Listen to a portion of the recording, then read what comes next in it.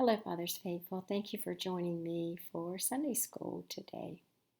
You know that I've been reading in the book of Leviticus in my regular Bible reading at home, and now I have started reading in the book of Numbers.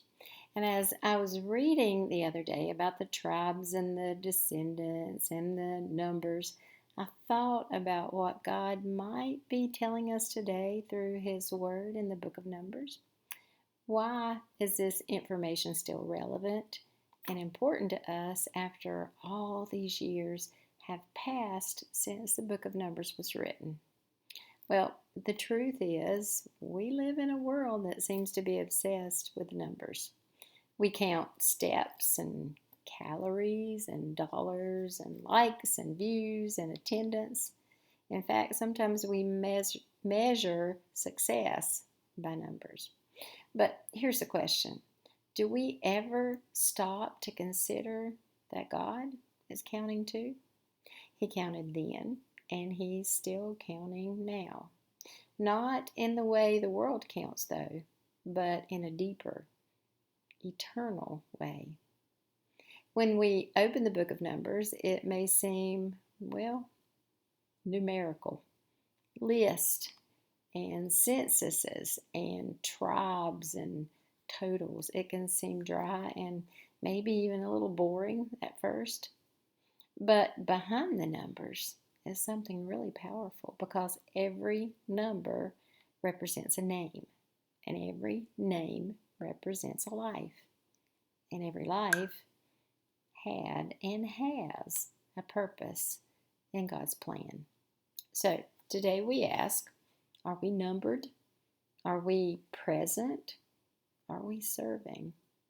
Will we be counted among the faithful? In Numbers chapter 1, God commands Moses to take a census. And here's what the book of Numbers says. Verse 1.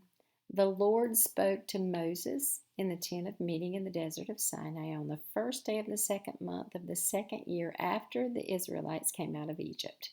He said, take a census of the whole Israelite community by their clans and families, listing every man by name, one by one. You and Aaron are to count according to their divisions all the men in Israel who were 20 years old or more and able to serve in the army.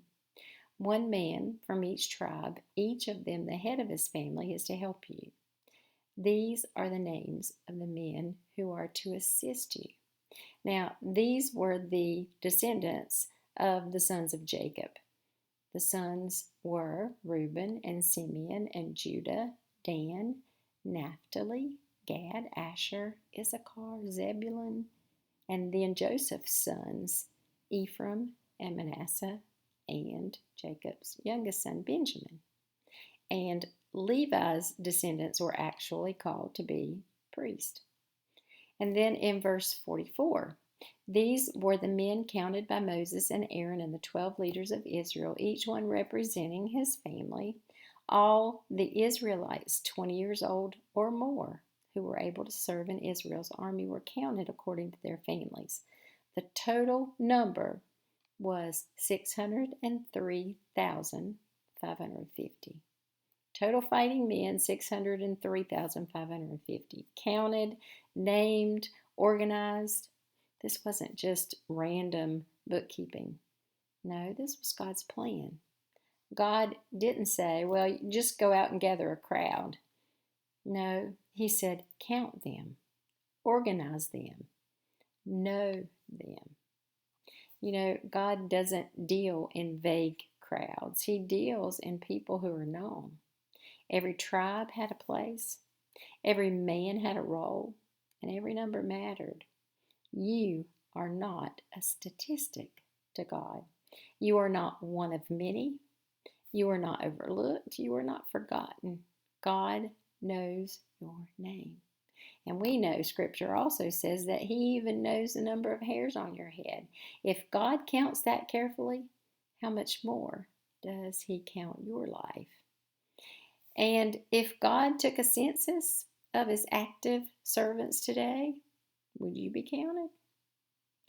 In Numbers 2, God arranges the tribes around the tabernacle, not randomly, but specifically. Each tribe had a designated position. The camp arrangement was north, south, east, west, and in the center was the tabernacle where the presence of God was. The truth is that even today, God assigns positions with a purpose. And no tribe got to say, well, I'd rather be over there. Or, I don't like this assignment. Or, I think I'll just sit this one out. No, they had to show up where God placed them. The question isn't just, am I counted? No, it's, am I present where God has placed me? Be that in your family or in your church or in your calling. Are you showing up?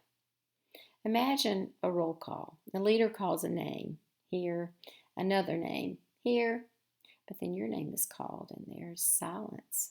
Not because you don't exist, but because you're absent. So, are you spiritually present today or just physically nearby? And then Numbers 3 focuses on the Levites, the tribe set apart for service. Now, they weren't counted among the warriors. They were counted for something else. The Levites dedicated themselves to service in the tabernacle rather than warfare. And that's what God had planned for them. And each family had specific duties to carry the tabernacle when they were moving, to handle the sacred items, to assist in worship. Everyone counted had an assignment. There were no idle names. There were no unused or uncalled numbers. You know, often we think somebody else will do it. If I'm just quiet and I don't volunteer, that somebody else will do it. Or maybe we say, well, I'm not called like they are, or I'll serve later. But in God's system, if you are counted, you're called. And if you're called, you're assigned. And since different people have different roles in God's kingdom, not everyone lifts the same weight, but everyone lifts something. So, are you serving today, or are you just standing in the crowd? The book of Numbers isn't just history, it's a mirror. God still counts his people, calls his people, and assigns his people. And there's also another book where names are recorded, and that is the Lamb's Book of Life. And one day there will be another kind of roll call. You remember that old hymn? When the roll is called up yonder, I'll be there. Well, let's make those words personal today. When the numbers are called, when the names are read, when eternity begins, will you be counted? Not because you attended church or not because you knew all the words to all the hymns and the songs, not because you were just near the camp, but because you knew Jesus. You were redeemed. You were faithful. In Numbers, people were counted physically. And in eternity, here's the truth. You can be in the crowd and still not be counted. You can be near the tabernacle and still not belong.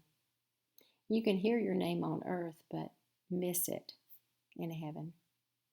When God calls your name, will you answer here? Or will there just be silence? You know, God's still calling. He's still counting. He's counting hearts. He's counting faith. He's counting surrender. And one day, when the roll is called up yonder, will you be counted? I hope you have a wonderful week. Thank you for the prayers for our family and friends. We will continue to pray for yours.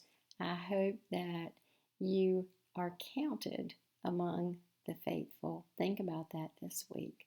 Have a good week. I'll see you next week.